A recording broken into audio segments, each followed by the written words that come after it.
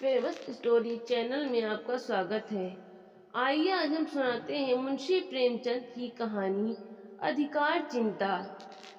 Tommy यूं देखने में तो बहुत तगड़ा था, भूखता तो सुनने वाले के कानों की पर्दे फट जाते।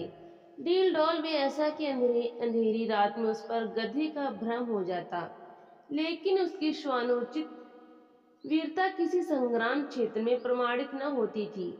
दो चार दफे जब बाजार के लेडियों ने उसे चुनौती दी तो उनका गर्व मर्दन करने के लिए मैदान में आया, और देखने वालों का कहना है कि जब तक लड़ा, जीवट से लड़ा, नखों और दांतों से ज्यादा चोटें उसकी दुम ने की। निश्चित रूप से नहीं कहा जा सकता कि मैदान किसके हाथ रहा, किंतु जब उस दल को कुमुक मंगानी पड़ी तो रणशास्त्र के नियमों के अनुसार विजय का श्रेय टॉमी ही को देना उचित न्यायानुकूल जान पड़ता है।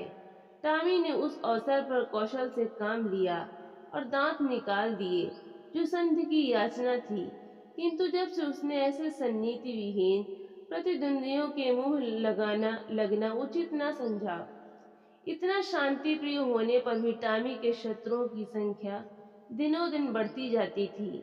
उसके बराबर वाले उससे इसलिए जलते कि वो इतना मोटा ताजा होकर इतना भीरू क्यों है। बाजारी दल इसलिए जलता कि टॉमी के मारे घूरों पर की हड्डियां बिना बचने पाती थीं।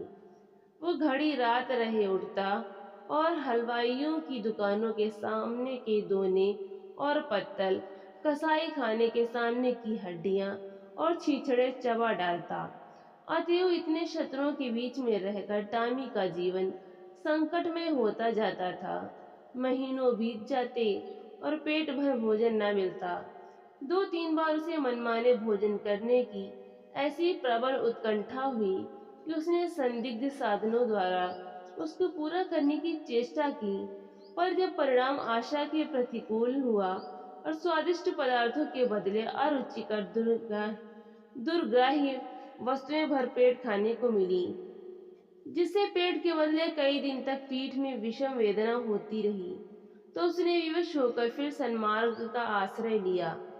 पर डंडों से पेट चाहे भर गया हो, वो उत्कंठा शांत न हुई। वो किसी ऐसी जगह जाना चाहता था जहां खूब शिकार मिले, खरगोश, हिरन, भेड़ों के बच्चे मैदानों में विचर रहे हों और उनका कोई मालिक न हो, जहां किसी प्रतिद्वंदी की गंध तक न हो, आराम करने को सघन वृक्षों की छाया हो, पीने को नदी का पवित्र जल। वहां मनमाना शिकार करूं, खाऊं और मीठी नींद सोऊं। वहां चारों ओर मेरी धाक बैठ जाए, सब पर ऐसा रूप छा जाए कि मुझी को अपना राजा समझने लगे, और धीरे धीरे मेरा ऐसा सिक्का बैठ जाए कि किसी द्वेषी को वहां पैर रखने का साहस ही न हो। संयोगवश एक दिन वो इन्हीं कल्पनाओं के सुख स्वप्न देखता हुआ सिर झुकाए सड़क छोड़कर गलियों से चला जा रहा था कि सहसा एक सज्जन से उसकी मुठभेड़ हो गई। टॉमी ने चाहा कि बचकर निकल जाऊं, पर वो दुष्ट इतना शांति प्रिय न था। उसने तुरंत झपट कर टॉमी का टेटुआ पकड़ लिया। टॉमी ने बहुत अनुनय विनय की, गिड़गिड़ा कर कहा, ईश्वर के लिए मुझे यहाँ से चले जाने दो। कसम ले लो जो इधर पैर रखूं। मेरी शामत आई थी कि तुम्हारे अधिकार क्षेत्र में चला आया, पर उस मदांध और निर्दय प्राणी ने जरा भी रियायत न की। अंत में हार कर टॉमी ने गर्दभ स्वर में फरियाद करनी शुरू की। यह कोलाहल सुनकर मोहल्ले के दो चार नेता लोग एकत्र हो गए, पर उन्होंने भी दीन पर दया करने के बदले उल्टे उसी पर दंत प्रहार करना शुरू किया। इस अन्यायपूर्ण व्यवहार ने टॉमी का दिल तोड़ दिया। वो जान छुड़ा कर भागा। उन अत्याचारी पशुओं ने बहुत दूर तक उसका पीछा किया, यहाँ तक कि मार्ग में एक नदी पड़ गई और टॉमी ने उसमें कूदकर अपनी जान बचाई। कहते हैं एक दिन सबके दिन फिरते हैं। टॉमी के दिन भी नदी में कूदते ही फिर गए।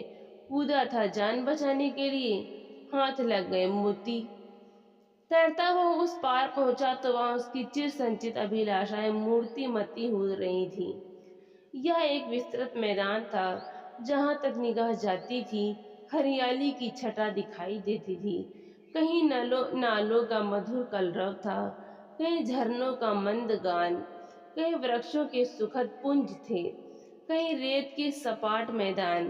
बड़ा सुरम्य मनोहर दृश्य था।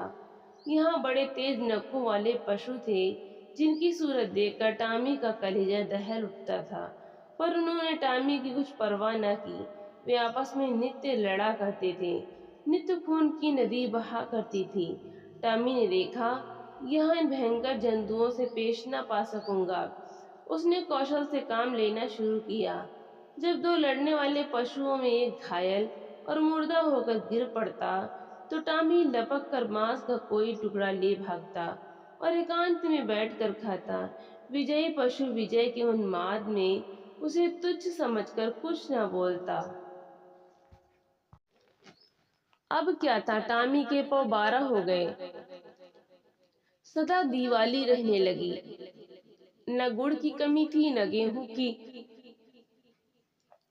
नित्य नए पदार्थ उड़ाता और वृक्षों के नीचे आनंद से सोता। उसने ऐसे सुख स्वर्ग की कल्पना भी न की थी। वो मरकर नहीं, जीते जी स्वर्ग पा गया। थोड़े ही दिनों में पौष्टिक पदार्थों के सेवन से टॉमी की चेष्टा ही कुछ और हो गई। उसका शरीर तेजस्वी और सुगठित हो गया। अब वो छोटे मोटे जीवों पर स्वयं हाथ साफ करने लगा। जंगल के जंतु अब चौंके और उसे वहां से भगा देने का यत्न करने लगे। टॉमी ने एक नई चाल चली। वो कभी किसी पशु से कहता, तुम्हारा फला शत्रु तुम्हें मार डालने की तैयारी कर रहा है। किसी से कहता, फला तुमको गाली देता था। जंगल के जंतु उसके चकमे में आकर लड़ जाती और टॉमी की चांदी हो जाती। अंत में यहाँ तक नौबत पहुंची कि बड़े बड़े जंतुओं का नाश हो गया। छोटे मोटे पशुओं का उससे मुकाबला करने का साहस न होता था। उसकी उन्नति और शक्ति देखकर उन्हें ऐसा प्रतीत होने लगा, मानो यह विचित्र जीव आकाश से हमारे ऊपर शासन करने के लिए भेजा गया है। टॉमी भी अब अपनी शिकारबाजी के जौहर दिखाकर उनकी इस भ्रांति को पुष्ट किया करता था। बड़े गर्व से कहता, परमात्मा ने मुझे तुम्हारे ऊपर राज्य करने के लिए भेजा है। यह ईश्वर की इच्छा है। तुम आराम से अपने घर में पड़े रहो। मैं तुमसे कुछ न बोलूंगा। केवल तुम्हारी सेवा करने के पुरस्कार स्वरूप तुम में से एक आध का शिकार कर लिया करूंगा। आखिर मेरे भी तो पेट है। बिना आहार के कैसे जीवित रहूंगा और कैसे तुम्हारी रक्षा करूंगा। वो बड़ी शान से जंगल में चारों ओर गौरवान्वित दृष्टि से ताकता हुआ विचार करता। टॉमी को अब कोई चिंता थी तो यह कि इस देश में मेरा कोई मुद्दई न उठ खड़ा हो। वो नित्य सजग और सशस्त्र रहने लगा। ज्यों ज्यों दिन गुजरते थे और सुख भोग का चस्का बढ़ता जाता था, त्यों तो उसकी चिंता भी बढ़ती जाती थी। बस अब बहुधा रात को चौंक पड़ता और किसी अज्ञात शत्रु के पीछे दौड़ता। अक्सर अंधा कुकुर बल से भूखे वाली लोकोक्ति को चरितार्थ करता। वन के पशुओं से कहता, ईश्वर न करे कि तुम किसी दूसरे शासक के पंजे में फंस जाओ। वो तुम्हें पीस डालेगा। मैं तुम्हारा हितैषी हूँ, सदैव तुम्हारी शुभ कामना में मग्न रहता हूँ। किसी दूसरे से यह आशा मत रखो। पशु एक स्वर में कहते, जब तक हम जिएंगे आप ही के अधीन रहेंगे। आखिरकार यह हुआ कि टॉमी को क्षण भर भी शांति से बैठना दुर्लभ हो गया। वो रात रात दिन दिन भर नदी के किनारे इधर से उधर चक्कर लगाया करता। दौड़ते दौड़ते हाँफने लगता, बेदम हो जाता, मगर चित्त को शांति ना मिलती, कहीं कोई शत्रु ना घुस आए। लेकिन क्वार का महीना आया तो टॉमी का चित्त एक बार फिर अपनी पुरानी सहचरी से मिलने के लिए लालायित होने लगा। वो अपने मन को किसी भांति रोक न सका। वो दिन याद आया जब दो चार मित्रों के साथ किसी प्रेमिका के पीछे गली गली और कूचे कूचे में चक्कर लगाता था। 2-4 दिन तो उसने सब्र किया, पर अंत में आवेग इतना प्रबल हुआ कि वो तकदीर ठोक कर खड़ा हुआ। उसे अपने तेज और बल पर अभिमान था। 2-4 को तो वही मजा चखा सकता था। किंतु नदी के इस पार आते ही उसका आत्मविश्वास प्रातःकाल के तम के समान फटने लगा। उसकी चाल मंद पड़ गई। आप ही आप सिर झुक गया, दुम सिकुड़ गई। मगर एक प्रेमिका को आते देखकर वह विह्वल हो उठा। उसके पीछे हो लिया। प्रेमिका को उसकी कुचेष्टा अब प्रिय लगी। उसने तीव्र स्वर से उसकी अवहेलना की। उसकी आवाज सुनते ही उसके कई प्रेमी आ पहुंचे और टॉमी को वहां देखते ही जामे से बाहर हो गए। टॉमी सिटपिटा गया। अभी निश्चय न कर सका था कि क्या करूं कि चारों ओर से उस पर दांतों और नखों की वर्षा होने लगी। भागते ही न बन पड़ा। देह लहूलुहान हो गई। भागा भी तो शैतानों का एक दल पीछे था। उस दिन से उसके दिल में शंका सी समा गई। हर घड़ी यह भय लगा रहता कि आक्रमणकारियों का दल मेरे सुख और शांति में बाधा डालने के लिए, मेरे स्वर्ग को विध्वंस करने के लिए आ रहा है। यह शंका पहले भी कम न थी, अब और भी बढ़ गई। एक दिन उसका चित्त भय से इतना व्याकुल हुआ कि उसे जान पड़ा शत्रु दल आ पहुंचा। वो बड़े वेग से नदी के किनारे आया और इधर से उधर दौड़ने लगा। दिन बीत गया, रात बीत गई और उसने विश्राम न लिया। दूसरा दिन आया और गया, पर टॉमी निराहार निर्जल नदी के किनारे चक्कर लगाता रहा। इस तरह 5 दिन बीत गए। टॉमी के पैर लड़खड़ाने लगे, आंखों के तले अंधेरा छाने लगा। क्षुधा से व्याकुल होकर गिर पड़ा, पर वह शंका किसी भांति शांत न हुई। अंत में 7वें दिन अभागा टॉमी अधिकार चिंता से ग्रस्त, जर्जर और शिथिल होकर परलोक सिधारा। वन का कोई पशु उसके निकट न गया, किसी ने उसकी चर्चा तक न की, किसी ने उसकी लाश पर आंसू तक न बहाए। कई दिनों पर उस पर गिद्ध और कौवे मंडराते रहे।